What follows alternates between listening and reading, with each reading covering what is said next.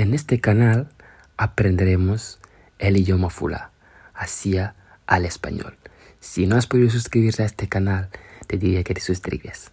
Así que no perderás los próximos vídeos que haremos en este canal. También podrás compartirlo. Hoy en este vídeo aprenderemos los conectores lógicos que nos ayudarán a bien hablar el idioma Fula hacia al español. Empezamos con los conectores lógicos de la suma. Además, ko ɓeyditi ɗon. Además, ko ɓeyditi ɗon. También, kadi, o joni kadi. También, kadi, o joni kadi. Así mismo, ko non tigi. Así mismo, ko non tigi. Encima e dow ɗon. Encima e dow ɗon. Encima e dow ɗon. Conectores lógicos de contraste. Pero, kono, sin embargo, kono non, sin embargo, kono non, no obstante, hara, no obstante, hara. En cambio, siwana ɗum.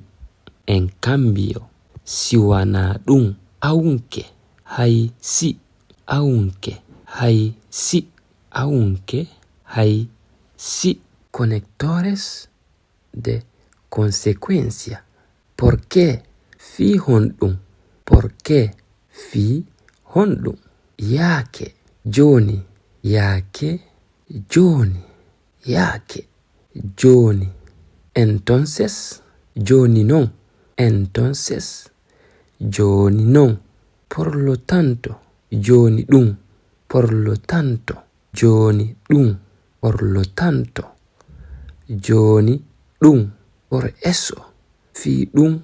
Por eso, fi ɗum. Por eso, fi ɗum. Conectores del orden. Primero, fuɗɗagol. Primero, fuɗɗagol. Luego, untuma. Luego, untuma. Luego, untuma. Después, si ɓuri ni. Después, si ɓuri ni. Después, si ɓuri ni. Antes, hari. Antes, hari. Antes, hari. Finalmente, sakkitorum. Finalmente, sakkitorum. Finalmente, kasakkitorum.